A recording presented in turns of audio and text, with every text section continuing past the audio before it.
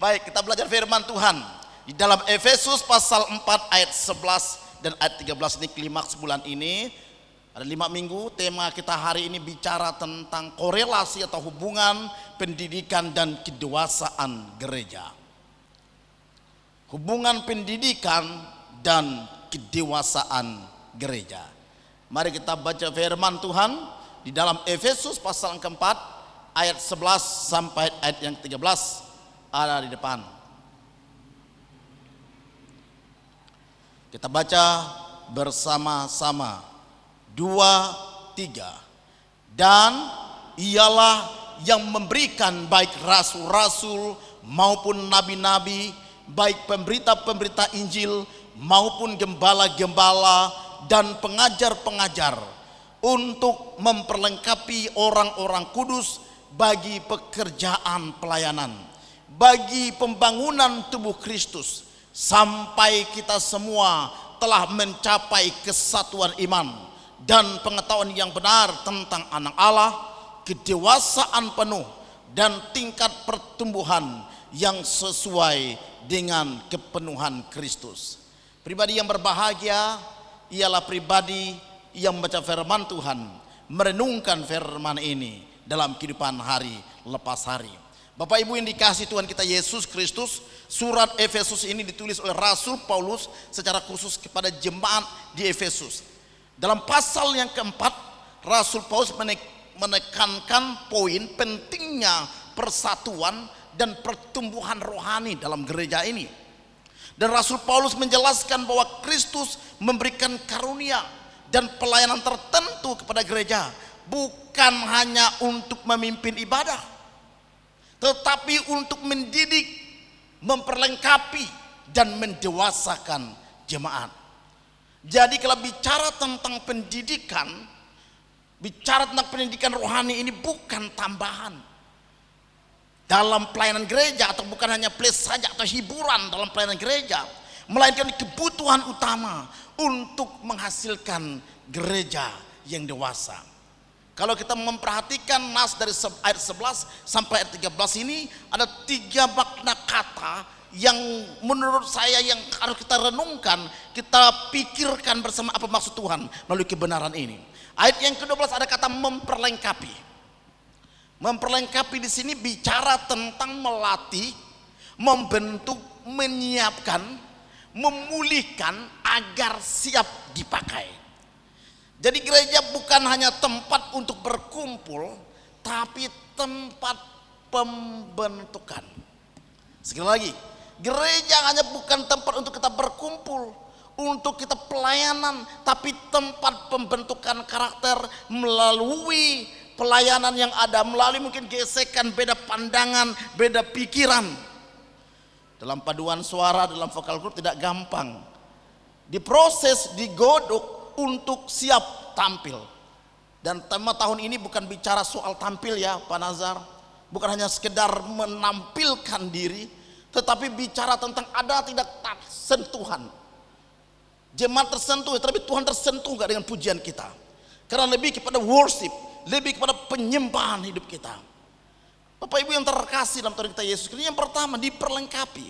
Yang kedua ayat 13 ada kata pengetahuan yang benar. Bukan sekedar tahu teori Alkitab, tetapi mengenal Kristus secara pribadi, memahami keinginan Allah. Kalau doakan begitu, memahami apa yang Tuhan inginkan, bukan yang kita inginkan. Dan hidup dalam kebenaran firman Tuhan.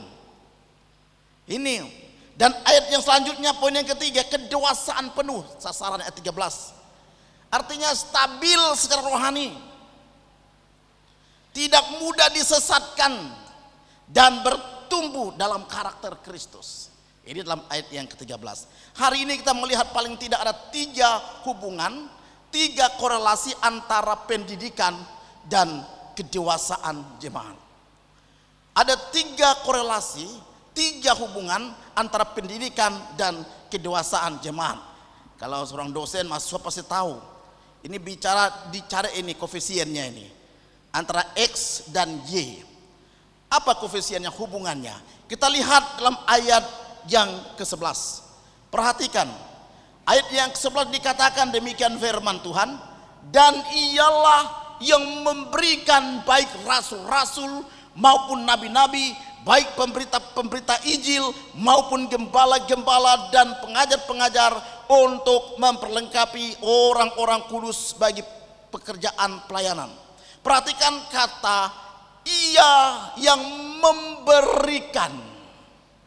Ia yang memberikan. Menarik Bapak Ibu yang terkasih. Pendidikan adalah karunia Tuhan. Adalah pemberian Allah untuk gerejanya. Pendidikan, Tuhan mau kehidupan kita benar-benar mengalami perubahan, mengalami yang namanya proses Tuhan. Itu sebabnya Kristus memberi namanya 5 jawatan nabi ini: rasul, nabi, penginjil, gembala, dan pengajar. Semuanya ini berkaitan dengan pendidikan rohani jemaat. Gereja yang sehat tidak hanya ramai ibadah, tapi kuat dalam pengajaran. Hosea 4 ayat yang ke-6 berkata, umatku binasa karena tidak mengenal Allah. Karena engkaulah yang menolak pengenalan itu, maka aku menolak engkau menjadi imamku. Dan karena engkau melupakan pengajaran Allahmu, maka aku juga akan melupakan anak-anakmu. Ini tekanan yang luar biasa. Kalau pribadi yang menghargai bahwa pendidikan itu kasih karunia Allah, maka dia akan menghormati Allah dalam segala tingkah lakunya, dalam segala keputusannya. Apapun yang dia lakukan, dia tahu Allah ada tempat itu, maka dia memuliakan Allah, dia menghormati Allah. Dia sadar bagaimana kita dengan gawai ini, bagaimana kehidupan kita. Adakah kita mencerminkan kebenaran Allah ini, menghormati kasih karunia Tuhan? Kebenaran firman Tuhan sudah dibentangkan di antara kita, kebenaran Allah telah disampaikan kepada kita. Dalam pelayanan tempat ini kurang lebih 15 tahun saya, khususnya dengan Pendeta Rustam, 3 periode. Kami selalu buat dalam tatanan pelayanan untuk khotbah, selalu kita gumulkan tematik. Jadi tidak bim selabim. Bukan bicara tentang, bukan mengabaikan kehendak Tuhan. Kita justru berdoa mencari kehendak Tuhan, berdoa berpuasa untuk mencari tema selama setahun. Kita bergumul. Bukan tergantung Tuhan, itu hanya ide kreatif begitu saja itu. Harus dipersiapkan, Tuhan mau kita mempersiapkan diri. Kita bergantung dengan dia, kita mempersiapkan diri, bukan bim selabim. Ya, malam ini Tuhan bicara pada saya. Bukan itu. Kita melihat kebutuhan jemaat apa yang Tuhan mau. Maka itu kan mulai dari dasar sejak tahun 2011. Mulai dari jemaat yang bertumbuh, jemaat yang bertambah, jemaat yang telah berdiri, bahkan klimaksnya pada akhir periode ini bicara tentang jemaat yang dewasa. Tidak gampang dalam mendengarkan hal ini, untuk melakukan hal ini. Bapak Ibu yang terkasih dalam Tuhan kita Yesus Kristus, makanya 2 Timotius 2 ayat 2 berkata, ajarkan kepada orang-orang yang dapat dipercayai apa yang telah kau dengar daripada aku di depan banyak saksi. Percayakanlah itu kepada orang-orang yang dapat dipercayai, yang juga cakap mengajar orang lain. Penting sekali dalam bagian memahami kebenaran ini, pengajaran ini. Jangan seperti orang yang tidak percaya, hidup kita berbeda. Pengajar-pengajar telah diberikan, rasul-rasul telah ada kebenaran disampaikan melalui firman-Nya. Para nabi, penginjil, gembala telah menyampaikan, tapi banyak orang mengabaikan itu. Bagaimana dengan kita? Banyak orang berkata, bagaimana Pak untuk kita bisa hidup benar di tengah-tengah kehidupan yang tidak benar? Saya katakan, saya juga orang Dayak. Dalam gawai Dayak apa yang kita lakukan? Berbuih-buih menyampaikan kebenaran firman Tuhan 15 tahun ini. Kita harus tampil beda menjadi terang Tuhan. Tapi ada orang meremehkan, tidak apa-apalah, sedikit-sedikit, asal tidak mabuk. Bagaimana kita menjadi garam dan terang dunia? Orang melihat kita itu sudah salib Kristus. Sampai orang yang mengenal salib, yang tidak mengenal salib juga menghindarkan. Saya tidak bisa Pak, saya darah tinggi. Tapi sementara orang yang mengenal salib, masuk ke dalam kubang itu. Ini mengerikan sekali kondisi begini. Bagaimana kita menjadi berkat Tuhan, menjadi terang Tuhan. Oh kalau begitu ya tidak apa-apa lah, sedikit selingkuh sedikit tidak apa-apa lah, asal tidak ketahuan istri, ketahuan suami. Ya tidak apa-apa lah, nanti korupsi sedikit asal tidak ketahuan. Kan sama saja, asal tidak ketahuan, sedikit-sedikit. Lalu dalihnya dengan anggur di Kana itu beda. Ini Pak jadi ini beda ini ya. Abunah yang hadir malam hari ini nih. Kita ini menjadi kesaksian bagi semua orang, harus tampil beda dengan orang lain. Fakta saat ini banyak sekali ada di antara anggota jemaat yang senang motivasi tapi malas belajar firman Tuhan. Mau khotbah yang motivasi, mau khotbah yang menyemangati, khotbah yang mendorong. Apa bedanya dengan motivator? Sekarang orang senang kan cari penelitian. Ini sebentar lagi konferensi daerah.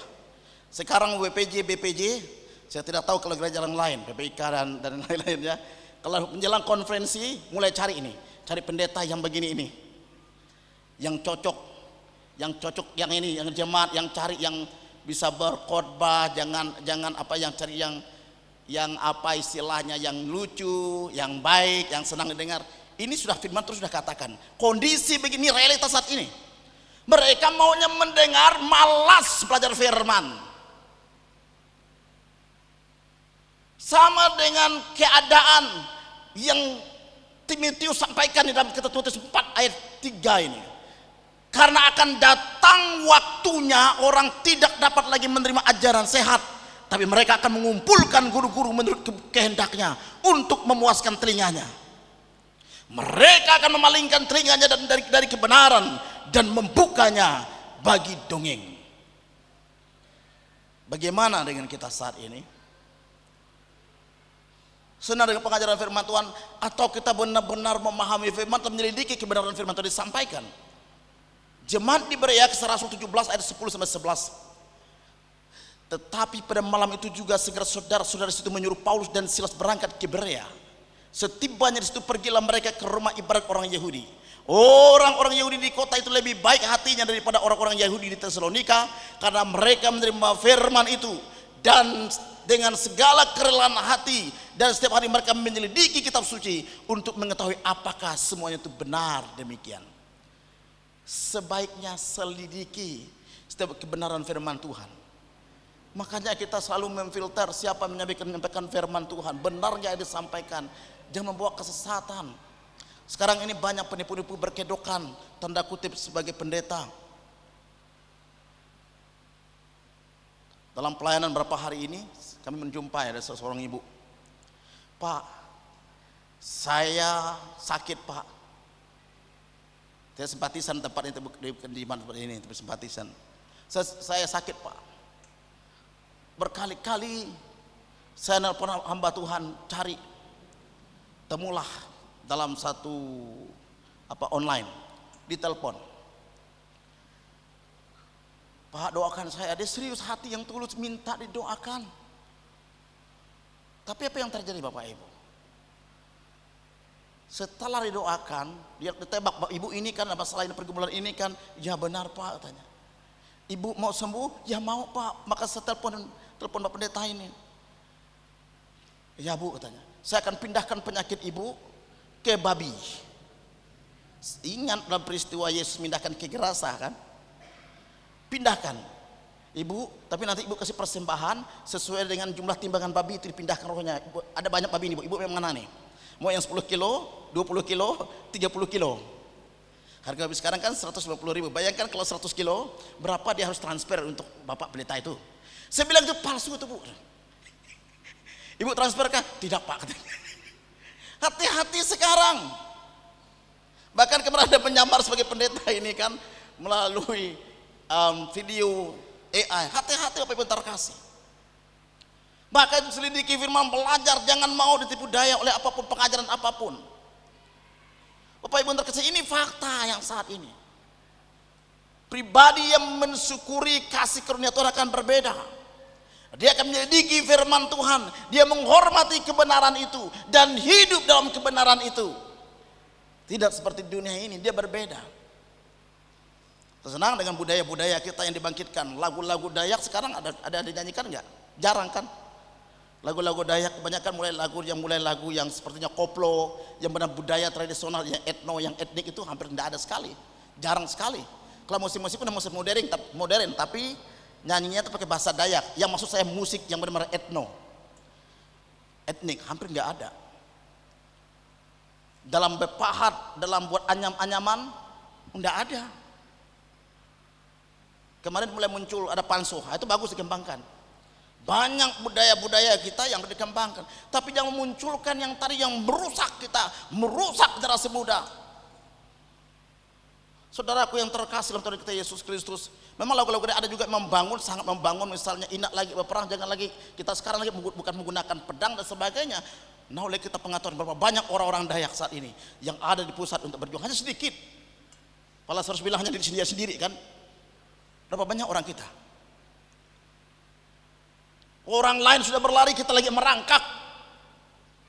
Maka itu Bapak Ibu bersyukur kalau pengajaran-pengajaran menolong kita, mendorong kita.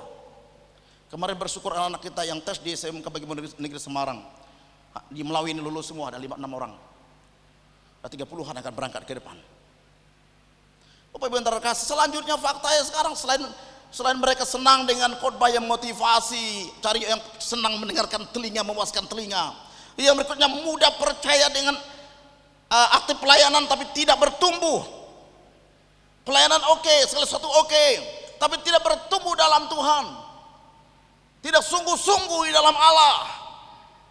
Maka ada tantangan sedikit mundur, ada masalah sedikit keluar dari gereja, tidak mau ikut pelayanan.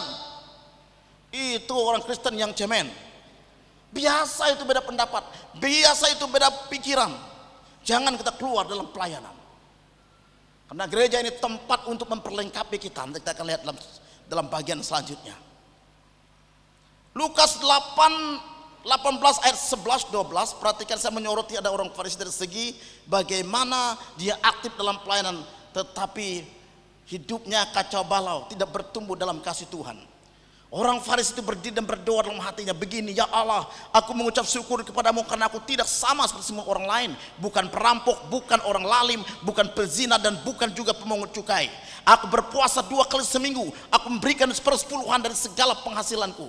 Dia tunjukkan apa yang dilakukan untuk Tuhan, dia berikan semua. Tetapi satu hal, dia menghakimi yang namanya pemungut cukai. Dia iri dengan orang lain, dia berpikiran negatif dengan orang lain. Ini fakta. Bapak Ibu yang terkasih dalam Tuhan kita Yesus Kristus, aktif setiap pelayanan tapi tidak bertemu dalam Tuhan karena ada belenggu-belenggu, ada benalu-benalu dosa yang masih mengikat hidupnya. Lalu mudah percaya dengan ajaran yang salah dari media sosial saya singgung tadi. Gampang percaya. Ada Tuhan Yesus akan datang di sana, ada penampakan, dia percaya, dia pergi ke sana kemari. Iman kita bukan bergantung kepada orang lain, tapi bergantung pada pengenalan kita akan Tuhan. Itu sebabnya Bapak Ibu terkasih, gereja itu perlu dan membutuhkan pendidikan rohani yang benar, membutuhkan pendidikan rohani, pengajaran yang benar. Bapak Ibu terkasih, harus diajar. Maka di gereja perlu membuat satu kelas pemuridan dalam pelayanan. Ada kategorial, ada istilah orang one on one dalam setiap pelayanan, ada kelompok kategorial pria, persimas sesuai dengan kebutuhan mereka. Itu menolong sekali. Di dalamnya ada pendidikan Alkitab, kalau di remaja itu jelas ada PA dan sebagainya, pemuda juga. Dan orang tua juga menyadari hal ini, mendidik nilai kebenaran ini dimulai dari rumah kita. Bapak Ibu terkasih, ini peringatan bagi kita hari ini. Anak kecil tidak akan menjadi dewasa hanya karena bertambah umur. Ia perlu dididik. Demikian juga gereja tidak dewasa hanya karena sudah lama menjadi Kristen. Karena ukuran kedewasaan bukan bicara tentang berapa lama kekristenan kita, tapi tanggung jawab kita dan pengenalan kita akan Kristus. Seorang pribadi yang luar biasa menurut saya, Esra. Dalam Esra 7 ayat 10, Sebab Ezra telah bertekad untuk mempelajari Taurat Tuhan dan melakukannya dan mengajarkan firman Tuhan itu. Ezra menjadi alat kebanggaan rohani. Kenapa? Dia belajar firman. Bukan dari kata orang lain, dia merenungkan firman itu dan melakukan firman dan mengajarkan firman itu, sehingga bangsa Israel dipulihkan melalui pendidikan rohani. Firman Tuhan yang mengubah kita. Maka itu hargai setiap 5 jawatan Nabi itu yang telah menolong kita. Karena kita tahu pendidikan itu kasih karunia Tuhan. Sejujurnya sebelum pemerintah masuk ke kampung-kampung, para pelayan Tuhan seperti misionaris, penginjil sudah masuk ke kampung. Dia yang mengajarkan orang buta huruf, bukannya buta huruf tetapi buta rohani, buat melek sehingga melihat kebenaran. Sebelum pemerintah datang kampung, mereka sudah datang kampung untuk mengajarkan nilai. Karena dulu kan kayau itu. Sama pikir di akhir juga ya, di Kepulauan Sulu sama itu. Belum datang orang dah dipotong kepalanya. Yang bisa hanya penginjil memberitakan Injil. Saudaraku yang terkasih dalam Tuhan kita Yesus Kristus, John Stott dalam bukunya The Message of Ephesians, dia berkata begini, pemimpin gereja bukan dipanggil untuk menggantikan jemaat dalam pelayanan, tapi memperlengkapi jemaat agar mampu melayani. Kemampuan ini karena apa? Dia menghormati Tuhan, menghormati kasih karunia Tuhan, menghormati pendidikan yang adalah karunia Allah. Artinya gereja sehat bukan bergantung pada satu tokoh, tapi seluruh jemaat bertumbuh melalui pendidikan rohani. Yang kedua, pendidikan rohani memperlengkapi jemaat untuk melayani. Pendidikan rohani memperlengkapi jemaat untuk melayani. Ayat yang ke-12. Untuk memperlengkapi orang-orang kudus bagi pekerjaan pelayanan, bagi pembangunan tubuh Kristus. Jadi tujuan pendidikan bukan hanya menambah pengetahuan, tetapi mempersiapkan jemaat, mempersiapkan diri kita untuk melayani. Gereja bukan sistem pendeta bekerja, jemaat menonton, tidak. Tapi semua orang percaya dipanggil untuk melayani.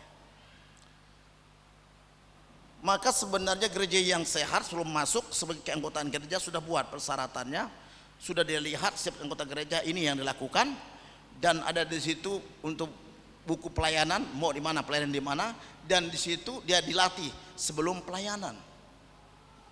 Dikembangkan. Salah satu pelatihan kita bentuk persiapan pelayanan itu fellowship tadi.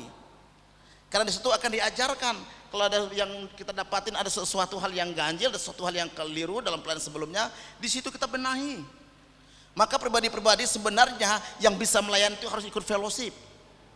Karena di situ kita dibentuk, diberikan kerendahan hati, menghormati otoritas, menghormati Allah, dan mempersiapkan diri untuk pelayanan, walaupun hanya terima tamu dan sebagainya. Kenapa? Penting sekali. Terima tamu itu market gereja, wajah gereja. Kalau muka masam terima tamu, bagaimana jemaat bisa senang? Lalu Bapak salamnya begini, tidak ada senyum-senyumnya, datar saja. Bagaimana jemaat bisa menikmati hadirat Tuhan? Kalau di depan udah kacau, apalagi ke dalamnya dia merasa terasingkan. Tapi kalau mulai terima tamu udah senyum, udah Pak, mari Pak, dihantar, dia senang. Boleh dikasih Pak, ini boleh wah, ini dia. Baru pelayanan yang lainnya. Ini satu kesatuan. Bapak Ibu yang terkasih dalam Tuhan kita Yesus Kristus, bagaimana saat ini kita lihat fakta. Ada di antara orang Kristen merasa pelayanannya tugas hamba Tuhan, tugas pendeta. Mudah ya, tugas pendeta itu. Dalam pelayanan pun, dalam kondisi dalam tim pun, dalam satu grup pun ada yang gampang tersinggung, gampang merajuk. Ini penyakit kita. Sedikit masalah gampang dia tersinggung, gampang dia merajuk. Lalu tidak siap menghadapi masalah, tekanan, tidak siap menghadapi beda pendapat. Maunya pendapat sendiri yang dipakai, tidak pendapat orang lain. Jadi mau jadinya jadi godfather. Lalu iman lemah saat ujian datang, tidak kuat dia. Maka sedikit udahlah kalau begini, biar kamu udahlah begini. Mengapa bisa demikian? Karena memang mereka tidak diperlengkapi dengan benar. Yakobus 1:22, jadilah pelaku firman, bukan hanya pendengar saja. Mulai dari diri kita sama-sama yuk. Kalau suami istri sama-sama minta dihormati, minta dihargai, tidak akan jadi apa-apa keluarga itu. Karena hukumnya, hai suami kasihilah istrimu, hai istri hormatilah suami. Kalau saling menuntut tidak akan jadi apa-apa. Dalam pelayanan kalau saling menuntut tidak akan jadi apa-apa. Ayo sama-sama bergerak bersama-sama. Coba dalam paduan suara, dalam vokal, coba saling menuntut, maunya aku dalam paduan suara. Kalau masing-masing menonjolkan diri, tidak akan jadi apa-apa. Tidak ada yang namanya harmonisasi. Apalagi kerampak, waktu yang lain main di crescendo, atau dia mau membesar suaranya sementara dia mengecil, terbalik orang lain, tidak akan terjadi apa-apa. Maka prinsipnya 1 Petrus 4 ayat 10, layani seorang kan yang lain sesuai karunia yang telah diperoleh tiap-tiap orang sebagai pengurus yang baik dari kasih karunia Allah. Layani seorang akan yang lain. Bapak Ibu yang terkasih dalam Tuhan kita Yesus Kristus, seorang penulis bernama Howard Hendricks dalam bukunya Teaching to Change Lives, dia mengatakan pengajaran yang efektif bukan hanya mengubah pikiran, tapi mengubah hidup. Artinya apa? Pendidikan Kristen sejati itu menghasilkan tindakan nyata. Ada tindakan nyata kita, bukan hanya sekedar teori. Ada sesuatu yang kita lakukan. Kalau pasangan masih pacaran, katakan aku mengasihimu, pacaran terus sampai puluhan tahun, 10 tahun, 12 tahun, 13 tahun, tidak sehat. Harus memutuskan untuk menikah. Apalagi katanya TTM, teman tapi mesra sana, mesra sini, tidak ada ketetapan hati, itu sebenarnya bohongnya. Ya, anak muda, nempel sana, nempel sini. Sekarang lagi tidak ada lagu, zamannya Pak Pendeta Rustam itu ada lagunya, cinta-cinta karet, cinta sampai lengket. Cinta-cinta karet. Sekarang nggak ada lagi saudaraku. Wah, pada asal juga ingat lagu itu ya. Lagu boomingnya masa dulu. Bapak Ibu yang terkasih, mengubah kehidupan jelas ada tindakan, ada action. Bapak Ibu yang terkasih dalam Tuhan kita Yesus Kristus, belajar firman harus menghasilkan tindakan. Jemaat perlu dilatih melayani sesuai dengan karunia mereka, bakat, potensi yang ada pada mereka. Pendidikan gereja harus menyentuh kehidupan nyata. Ada sentuhan, touch-nya. Tadi kan lagu kita diminta, dituntut ini. Harus ada touch, dirasakan oleh semua orang. Menikmati lagu itu. Bisa menggetarkan hati, terlebih menggetarkan hati Tuhan. Apa? Hanya menyentuh apa? Menyentuh keluarga, menyentuh pekerjaan, keuangan, karakter, dan penggunaan media sosial. Ini yang kebutuhan real saat ini. Sentuhan ini nyata. Karena sekarang ini berkembang, Bapak Ibu terkasih. Banyak orang diperbudak media. Dan akhirnya menjadi hamba media, buang uang terhadap media, harusnya dapat uang melalui media. Peringatan bagi kita semua, tentara tanpa pelatihan akan kalah di medan perang. Jemaat tanpa pembinaan akan lemah menghadapi dunia. Tidak kuat dia terhadap tantangan. Maka kalau orang lain mabuk, dia juga ikut mabuk. Kalau orang lain berjudi, ikut berjudi. Orang lain selingkuh, ikut selingkuh. Apa jadinya begitu? Saudaraku yang terkasih, jelas dalam bagian ini dibentuk. Saudaraku yang terakhir, yang ketiga, kelas yang ketiga memiliki tujuan yang jelas. Apa tujuan akhirnya? Tujuan akhir pendidikan gereja adalah kedewasaan rohani. Tujuan pendidikan, proses Tuhan bagi saya dan saudara ialah kedewasaan rohani. Rasul Paulus menjelaskan tanda gereja yang dewasa. Yang pertama, dia memiliki kesatuan iman. Efesus tadi dikatakan ada kesatuan iman. Beda apapun yang penting percaya Yesus Tuhan. Ada lagu lama itu, ku tak tahu kau dari gereja mana, asalkan beralaskan Kristus. Itu kan jelas, asal percaya Yesus engkaulah saudara saudariku. Mengenal Kristus dengan benar, bukan dari kata orang lain, itu dia berjumpa dengan Tuhan. Ayub berjumpa dengan Tuhan, dulu jadi kata orang lain. Waktu menghadapi masalah tantangan, dia hanya mendengar dari kata orang lain, kata Tuhan dari orang lain. Tetapi dalam ayat yang pasal yang ke-42 dia katakan apa? Baru kali ini aku berjumpa dengan engkau, menikmati kasihmu, lalu bertumbuh dalam kasih. Tanda kedewasaan yang ketiga. Dewasa rohani bukan hanya rajin ke gereja, hafal ayat Alkitab, aktif dalam pelayanan saja, bukan itu. Tetapi semakin serupa dengan Kristus. Ini ciri gereja yang dewasa. Tidak gampang dia didomba. Wah, ini orang lain berkata ini terhadap kamu. Tidak percaya dengan kata orang lain. Sekali lagi dalam mulai dari keluarga, karena inti di gereja ini mulai dari keluarga. Kalau keluarga gampang didomba, akan kacau keluarganya. Lalu dia dengar istrinya belanja, orang lain kata, bang, istrimu dengan laki-laki lain kulihat bonceng yang lain katanya. Bahwa itu, wah tadi kulihat pegangan tangan katanya. Kau percaya dengan kata orang lain, percayalah dengan pasanganmu. Kalau engkau percaya dia kan jelas, saling percaya tidak mungkin menjaga pasanganmu kemanapun. Dalam lingkungan gereja, percayalah kepada Tuhan, percayalah dia pasti melakukan hal yang terbaik. Jangan mau diadu domba dalam segala sesuatu. Mampu mengampuni kalau ada kesalahan orang lain. Kalau ada masalah, hatinya hancur, terluka, mudah-mudahan tidak dengan kayak pendeta. Kalau dengan terluka dengan pendetanya karena khotbahnya nyinggung saya hari ini, lalu tiba-tiba salam di depan, dia tidak mau, belok ke belakang. Ini karena jalur ke belakang nih. Saya percaya tidak ada yang begitu di tempat ini. Amin. Amin. Kemudian tetap setia walaupun dalam masalah apapun, kondisi apapun, sakit penyakit apapun, sembuh atau tidak sembuh, Yesus tetap Tuhan dalam hidupku. Amin. Walaupun aku dikecewakan dia sebagai anak muda, dia selingkuh katanya, dia mengkhianati aku, tetapi Yesus Tuhanku, tetap Tuhanku. Dunia tak selebar daun kelor, kepada anak muda kan. Jangan putus asa. Saudaraku yang terkasih, rendah hati. Dia menghormati orang lain, menghargai orang lain. Hidup dalam kasih, bijaksana menggunakan teknologi saat ini.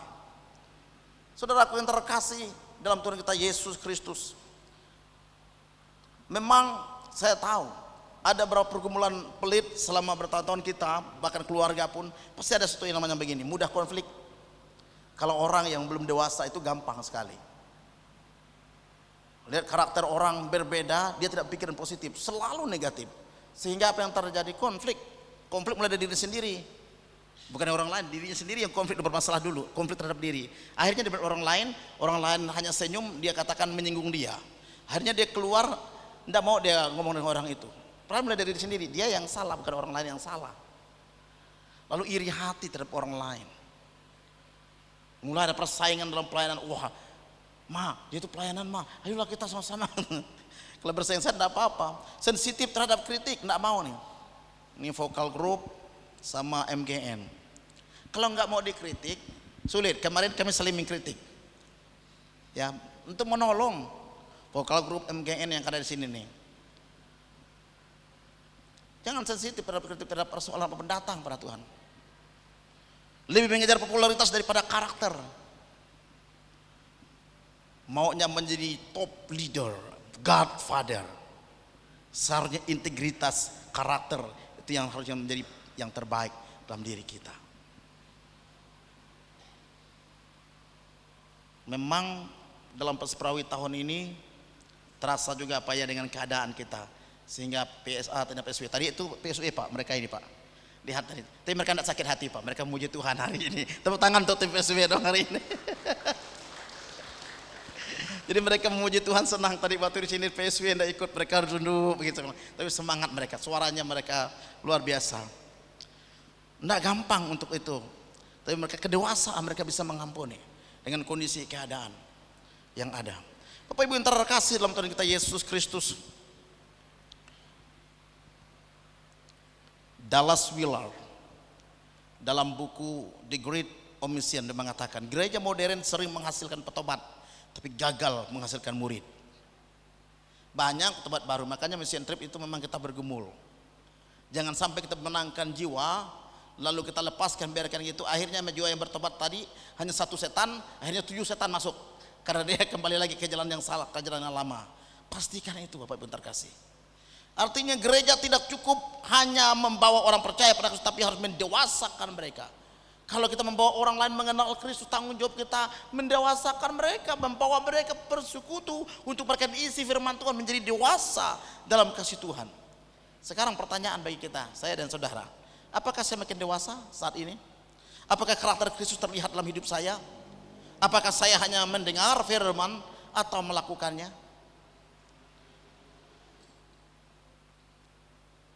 Apa yang kita tanya pada diri kita sendiri?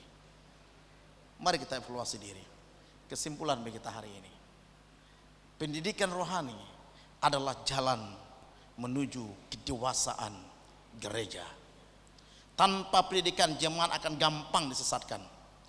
Pelayanan tidak sehat, gereja sulit bertumbuh. Mungkin kita pikir sekarang, oh cerewet pendeta Paulus ini, khotbahnya begitu. Wah cerewet pendeta Rustam ini. Oh sebentar lagi mereka akan pergi, biarlah. Tapi belum tentu kalau pergi, kalau pengajaran tidak kuat, maka ini yang akan terjadi, akan gampang tersesat, akan tidak sehat dalam pelayanan, sulit bertumbuh karena tidak ada disiplin. Anak-anak sudah begitu, bapak ini cerewet katanya. Didik saya, emangnya bapak mama tidak pernah pacaran dulu katanya kan, anak muda kan, cerewet sekali nih. Kalau tidak ada disiplin, kita akan berantakan. Ini Bung Freddy ini termasuk cerewet juga kan, ngelatih vokal grup. Kalau nggak cerewet, nggak akan ada hasilnya. Kami berdua sama-sama 2 kali membawa Melawi ini ke tingkat nasional. Bersaing gitu, karena ipar nih. Kenapa? Karena kita cerewet. Kemarin itu sampai ngomong begini, terima kasih ya bang, udah marahin kami. Loh kok terima kasih marah? Justru dengan marah itulah kami sadar katanya. Penting juga itu. Kalau nggak ada disiplin, kalau nggak mengalami ini, gampang tersesat. Kalau tidak ada pendidikan, tidak ada teguran, maka liar. Coba lihat anak-anak keluarga yang tidak ada teguran, yang hidupnya liar, tidak akan jadi apa-apa. Bisa dilihat kalau tidak ada disiplin rumah tangga, tidak ada pendidikan, liar hidupnya, dan berdampak juga kepada keturunannya. Jadi pengajaran firman Tuhan yang benar, jemaat diperlengkapi, pelayanan bertumbuh, gereja menjadi dewasa, dan Kristus dimuliakan. Apa menjadi closing statement kita? Gereja yang dewasa tidak lahir dari keramaian ibadah, bukan karena kata ramai-ramai sembahyang, ramai-ramai ibadah, bukan itu lahirnya gereja yang dewasa, tetapi dari jemaat yang terus dididik atau siap dididik, siap dibentuk dan bertumbuh serupa dengan Kristus. Pilihan di tangan kita. Ke depan kita bergumul untuk gembala tempat ini yang memiliki hati yang siap mendidik, yang siap membawa perubahan pelayanan yang terus bertumbuh ke arah Kristus, membuat jemaat semakin dewasa dalam Tuhan. Itu pergumulan kita semua. Mari kita berdoa. Kita berdiri, kita nyanyikan pujian.